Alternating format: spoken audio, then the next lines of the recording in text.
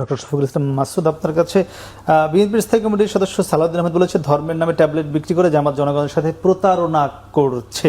একই সঙ্গে বেশ কিছুদিন ধরে সামাজিক যোগাযোগের মধ্যে বলেছে জামাত জান্নাতের টিকিট বিক্রি করছে। মানে এই বিষয়গুলো আসলে কি আপনারা আসলেই করছেন না অন্য কোনো বিষয় রয়েছে?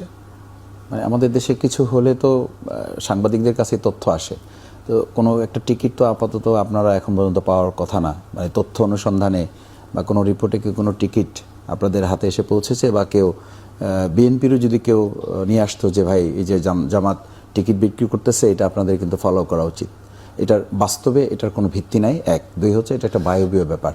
তিন নম্বর হচ্ছে আপনি একজন মুসলিম হিসাবে অথবা একজন হিন্দু হিসাবে জান্নাত জাহান্নাম স্বর্গ মর্ত এটার সাথে তো আপনি রিলেট, আপনি তো এটার সাথে সম্পর্কিত। তিন নম্বর হচ্ছে রিলিজিয়ান বা ধর্মটা বাদ দিয়ে তো কোনো কিছু ধর্মে, আমাদের যে ধর্মে আমরা বিশ্বাস করি সেখানে আল্লাহ সুবহানাহু ওয়া তাআলা পরিষ্কার করেছেন যে আল ইয়াউমা আকমালতু লাকুম দীনাকুম ওয়া আতমামতু নি'মাতি ওয়া রাদিতু লাকুমুল ইসলামা দীনা। মানে এখানে পরিপূর্ণ জীবন ব্যবস্থা। দিন মানে শুধু ধর্ম না, দিন মানে হচ্ছে মানুষের জন্ম থেকে মৃত্যু পর্যন্ত মাঝখানের সবটুকু সময় এবং ইহকাল পরকাল দুটো মিলে। সুতরাং আপনি যখন আধা ঘন্টা কথা বলবেন, আমি তো আমার এলাকায় বলি 5 মিনিট কথা বললেও তো আমার সামনে দুনিয়ার কল্যাণ যেমন বলা দরকার, গম নিয়ে আলোচনা করা দরকার, টিন নিয়ে আলোচনা করা দরকার, রাস্তা নিয়ে আলোচনা করা দরকার, স্কুল কলেজ নিয়ে যেমন আলোচনা করা দরকার।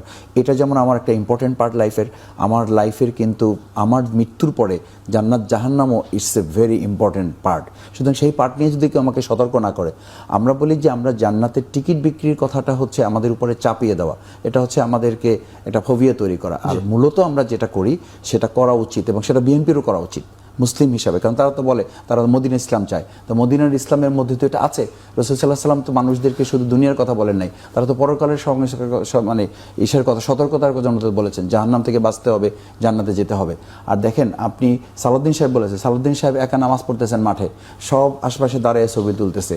এইটা কি খুব দরকার ছিল? দরকার ছিল এটার যে লা ইলাহা ইল্লাল্লাহ ধানের শেষে বিসমিল্লাহ, এরপরে এটার কি দরকার আছে যে মানে ধানের শেষে ভোট দিলে আপনি জান্নাত পাবেন? এই একটা ভিডিও আছে আমার কাছে, আপনি চাইলে আপনি দেখাতে পারি।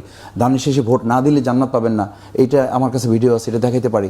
আমি আপনাকে এটা দেখাতে পারি যে শাহজাহান চৌধুরী নামে ওনাদের একজন ক্যান্ডিডেটের ঘর সামনে রেখে উনি বলেছিলেন যে এটা তো হচ্ছে মক্কা শরীফের মতো।